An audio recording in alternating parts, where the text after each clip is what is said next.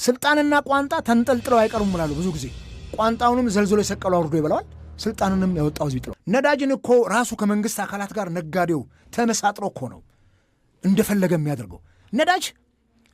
ነዳጅ እኮ ቦቴ መጥቶ አፍሶ እኮ እንትን ውስጥ ውሎ ያድርም እኮ ይሄ ውሻ ሆድ ቅቤ ያድርም እንደሚባለው ውሎ ያድርም ይወጣል እኮ በጓሮ በር በኮንትሮባንድ በበርሜል ተገትሮ በየሜዳው በሊትር ሲሸጥ ይታያል። እኔ አንድ ቦታ ላይ ሄጄ 300 ብር ድረስ 400 ብር ድረስ ሲሸጥ አይቻለው ነዳጅ።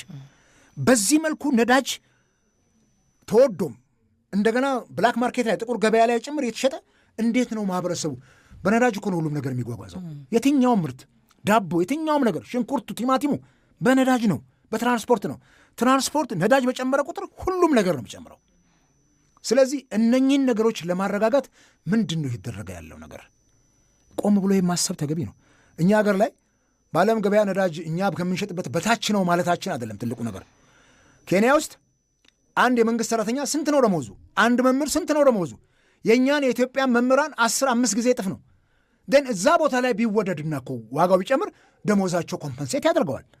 እዚህ ከጆዳፍ የሆነች 2 ዲጂት የማትሞላ ደመወዝ የተከፈለው ሰራተኛው በዚህ ደረጃ ከሌላው ዓለም ጋር ነዳጁን ዋጋ ማወዳደርም ተገቢ አይደለም። እና መንግስት ነዳጅ ላይ አጥብቆ መስራት መቻል አለበት። በተለይ ኮንትሮሊንግ ሲስተሙ በጣም ባለፈው ታውቂያለሽ ከጅቡቲ ሲመጣ ስንት ቦቴ ነው ጫካ ውስጥ ተደብቆ ተያዘው።